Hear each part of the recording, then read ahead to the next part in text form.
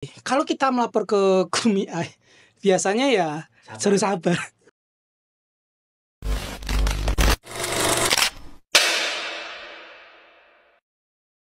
Gimana?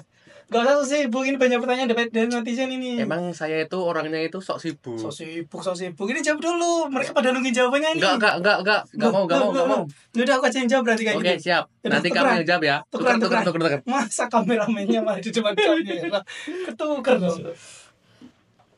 Yes. Nah, ini baru bener. Bener ini. Ya. Ada pertanyaan dari netizen katanya. Iya, ada pertanyaan banyak yang dari Banyak, aduh. Gimana ini? Laporin dulu. Mau dijawab atau enggak? Ya kan hari ini tuh Timnas Day ya. Semangat, lagi semangat banget ini. Iya. Energi full. Jawab aja. Oke, ada pertanyaan apa aja kali ini? Langsung iki. Langsung aja. Bener? Heeh. Enggak nanti. Enggak usah keburu iya. Timnas main ini, ayo jawab. Oke, udah. Langsung aja. Ini ada pertanyaan, Pak. Oh. Jangan sok sibuk terus, Pak. Iya. Jawab.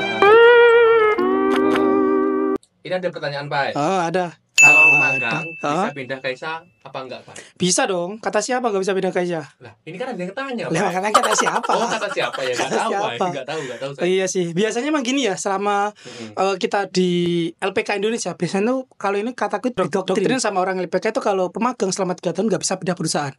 Mau apapun kondisi kalian di Jepang nanti gitu. Oh, begitu. Padahal secara peraturan, misal ada pelanggaran HAM di tempat kerja, itu kita bisa mengajukan untuk pindah perusahaan. Bisa banget. Contohnya misal di perusahaan kita mendapatkan kekerasan, bulian, terus kayak gaji tidak sesuai, lembur gak dibayar, terus perusahaan bangkrut, itu kita nggak dipulangkan, tapi kita bisa mengajukan untuk pindah ke perusahaan yang lain. Itu bisa banget. Berarti nggak harus 3 tahun di situ, terus nanti nunggu pindahnya setelah pulang gitu ya, Pak? Itu kalau misal ada pelanggaran HAM itu tadi ya. Tapi kalau selama 3 tahun itu ya normal aja, nggak bisa. Kalau misal alasannya karena gaji kecil, terus mes atau apa-apanya jauh dari tempat kerja, kerjaan berat itu nggak bisa jadi alasan untuk pindah ke perusahaan yang lain. Gitu. Harus bertahan selama ya itu tadi 3 tahun. Kayak gitu. Ada kekerasan atau pelanggaran apa? Pelanggaran HAM gitu lah. Itu bisa banget untuk bisa gitu pindah perusahaan gitu. Iya. Caranya gimana? Kita melapor ke OTIT. Kalau kita melapor ke KUMI, biasanya ya suruh sabar. Kok kamu tahu? Pernah ada kejadian? Pernah lah, banyak. Ya emang gitu sih, rata-rata yang curhat ke aku itu dapat kekerasan di tempat kerja. Itu melapor ke KUMI mah disuruh sabar. Kalau nggak disuruh sabar mah disalah-salahin gitu loh. Kamu yang salah, kerjaan kurang cepet, bahasa belum bisa gini. Itu mah jadi alasan KUMI untuk menyalahkan kita. Jadi kalau misal kita mengalami pelanggaran HAM kayak gitu, kita datang aja ke kantor OTIT, melapor kejadian seperti ini, kita bisa mengajukan buat pindah perusahaan. Kayak gitu. Ini ada lagi pertanyaan, Pak. Kalau dapat kekerasan itu lapor kemana? Ke Dubes atau kemana sampai bisa pindah? Bukannya susah, keluar katanya kerja di sana. Ya seperti yang dibahas tadi ya. Kalau misal ada kekerasan, kita lapornya ke OTIT. Oh, berarti sama tadi ya? Jangan ke Dubes. Soalnya gini, pernah ada yang datang curhat ke aku itu, dia dapat kekerasan, dia lapor ke Dubes, namanya pemagang itu di bawah naungan dari OTIT itu loh. Ada lembaga yang menangani mereka. Kalau misal ada permasalahan ya mereka yang menyelesaikan gitu loh. Ya jadi misal pun kalian ada kekerasan lapor ke Kedubes atau KJR pun biasanya mereka mengarahkan untuk melapor ke OTIT kayak gitu. Makanya daripada kita memperpanjang birokrasi, menghabiskan waktu, kita langsung datang aja ke kantor OTIT. Kayak gitu. Pertanyaan ini susah banget, Pak. Susah. Pasti itu. Saya aja masih bingung ini. Bingung, waduh. Kamu bingung? Aku juga bingung. Iya. Ini mau tanya, Pak. LPK yang bagus itu di mana ya? Waduh. Kan susah ini. Di video kemarin kan udah tak bilangin kan, aku tuh nggak terafiliasi dengan LPK manapun. Jadi nggak bisa nanti nyebut LPK ini bagus, LPK ini kurang bagus. Ya ini saran ya, kalau kalian pengen nyari tahu LPK bagus apa enggaknya, itu kalian cari dari alumni yang berangkat dari LPK tersebut gitu loh. Misal untuk yang cowok, kalau rata-rata dari LPK tersebut itu kebanyakan di Gemba, kalau kamu masuk ke LPK tersebut ya kemungkinan besar kamu berangkatnya juga ke Gemba gitu loh. Jobnya aja Gemba. Misal dari LPK tersebut yang cowok di pabrik semua, ya kemungkinan besar kamu juga di pabrik gitu loh. Kalau untuk yang cewek misal rata-rata LPK-nya tuh Kaigo atau di pengolahan makanan, ya kemungkinan besar kamu di situ gitu loh. Kalau rata-rata berangkatnya dari LPK tersebut itu ke pertanian, ya kemungkinan besar kamu ke situ. Kita lihat dari alumni yang berangkat dari situ. Sekarang gampang kok, sekarang LPK semua kan berlomba-lomba up di entah itu sosmed gitu loh, IG lah atau TikTok, buat promosi gitu loh untuk alumni mereka yang berangkat ke Jepang. Itu sebenarnya salah satu cara untuk mempermudah kita untuk tanya ke alumni gitu. Kita tanya langsung gimana perusahaannya itu bagus enggak gitu loh, gajinya dibayar sesuai apa enggak, kayak gitu, ada kecurangan apa enggak, ada kekerasan enggak. Kita bisa langsung tanya ke senpai. Kalau tanya ke LPK biasanya ada yang ditutup-tutupi, mereka nggak bakal mengungkapkan fakta sebenarnya karena itu bisa mengganggu proyek mereka. Aku punya proyek sih. Iya, bisnis mereka lah, bisnis bisnis manusia ya, gitu.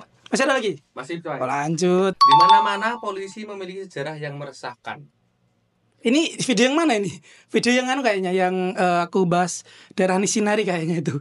Iya kayaknya. Iya, jadi kan sejarah dari Nishinari kan dulu ada bentrok antara polisi dengan warga lokal setempat gitu ya, ada crash gitulah. Gitu intinya video tersebut ya, nanti bisa ditonton video yang ini. Sekarang enggak sih, Jepang tuh polisinya enggak kayak di itulah, di Wakanda ya. Enggak Wakanda.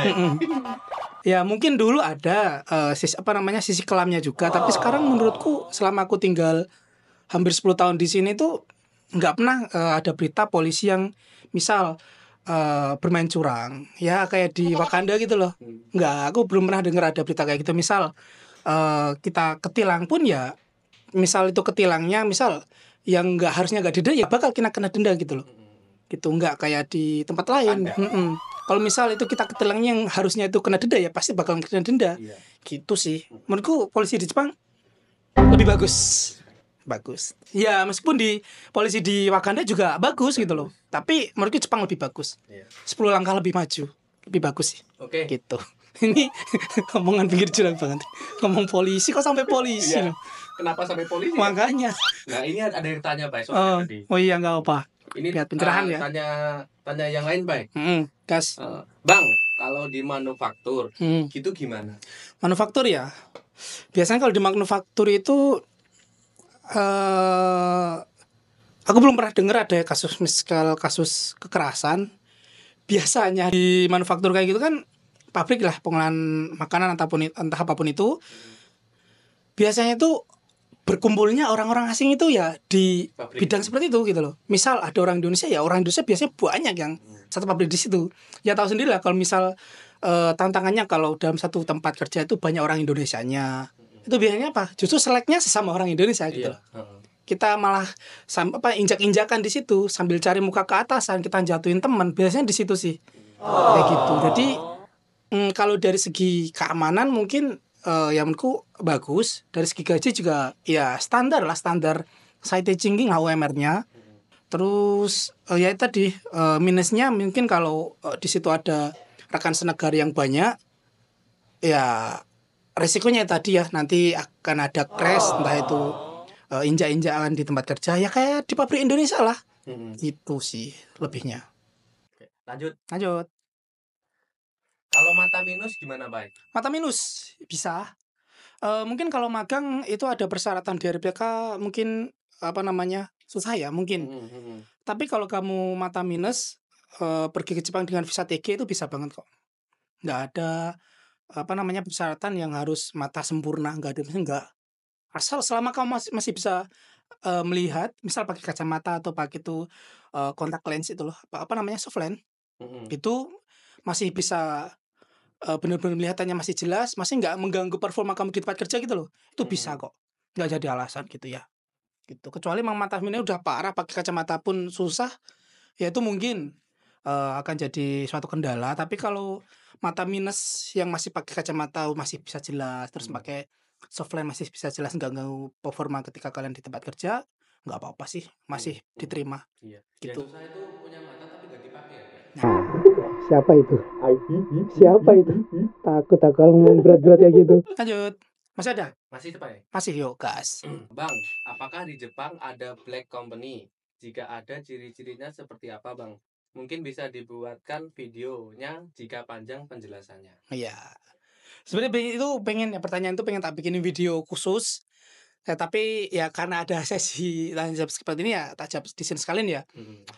Ini singkatnya aja ya. Black company di Jepang itu masih banyak banget. Terutama di bidang gemba. Di bidang konstruksi itu banyak black company. Black company itu cenderungnya apa? Itu di tempat kerja ada kekerasan. Terus kita tidak diizinkan untuk ngambil cuti tahunan. Lembur biasanya nggak dibayar. Masih ada yang kayak gitu. Terus ketika sudah waktunya pulang, kita time card-nya sudah di-cut, tapi masih suruh beres-beres. Itu termasuk black company. Ada kok yang sekarang itu tinggal di Kyoto, itu yang dulu tempat aku waktu jadi penerjemah. Dia tuh curhat gini, padahal selesai kerjaan jam 5, time card-nya sudah di-cut, dia tuh harus beres-beres sampai jam 7 malam loh. 2 jam itu nggak dihitung lembur. Berarti sebenarnya harus pulang, tapi dia itu masih harus beres-beres. Yang harusnya secara peraturan ketenaga kerjaan ya nggak boleh, kalau sudah di-cut ya udah harus selesai, nggak ada pekerjaan lagi gitu loh. Meskipun entah itu cuma nyapu atau beres nggak bisa, itu harus dihitung lembur harusnya. Soalnya gitu. Udah di-cut ya. Udah time card-nya sudah di-cut gitu loh. Itu salah satu ciri dari black company juga ya. Gitu. Terus kita sakit gak diizinin buat libur, ada kok yang kayak gitu. Kalau kita udah sakit beneran ya nggak usah masuk kerja daripada membahayakan kita di tempat kerja gitu loh. Ya itu salah satu ciri black company ya. Pokoknya yang poin utamanya itu ada banyak kekerasan, terus cuti tahunan nggak bisa diambil. Itu black company. Gitu ya. Ya. Ini Pak. Ini kan gini. Nah, gini gimana? Kalau gini kan jadinya kan begitu kan. Gitu. Setelah begitu kan saya kan mikir ini. Kenapa netizen kan ada pertanyaan. Sedangkan Senpai sendiri nggak nyuruh saya itu buat bertanya. Loh, gitu loh, Pak. Kamu kan yang bagian membacakan pertanyaan. Tapi kan saya butuh pertanyaan. Gitu loh, Pak. Pengen tanya juga? Iya. Loh, kenapa nggak bilang dari tadi? Nggak apa-apa, gitu, tanya aja. Bener ini. Bener, nggak apa-apa. Yang penting masih nyambung dengan tema kali ini ya. Ya pastilah. Pasti. Kalau nggak nyambung saya nggak akan tanya. Yang penting bisa memberikan wawasan ke penonton, ke rekan-rekan kita yang perlu wawasan mengenai Jepang. Masih nyambung kan? Masih. Nggak apa-apa, apapun boleh. Ini baik. Bener ini? Ya silakan, yang penting masih nyambung gitu loh. Ya. Nggak apa-apa. Mencurigakan. Gini Pak. Senpai tadi udah berak berapa kali?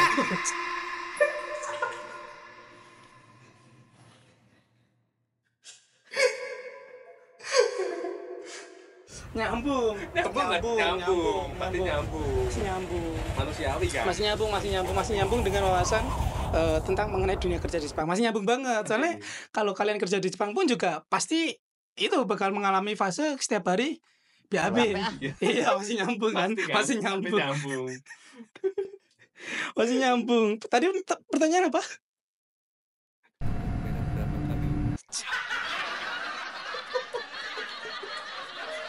Jangan dikasih tahu orang lain tapi ya. Iya. Aku tuh kita sendiri aja. Aku rata-rata sehari itu berapa itu, Pak? Ulang, Pak. Rata-rata sehari itu segini. Oh, gitu. Oke. Normal ya, Pak? Normal. Cowok itu biasanya gitu sih. Gitu. Ada lagi enggak? Enggak, udah. Jadi kesimpulannya di video kali ini, cowok itu sehari kali itu normal. Mite kureta arigatou. Mata ne.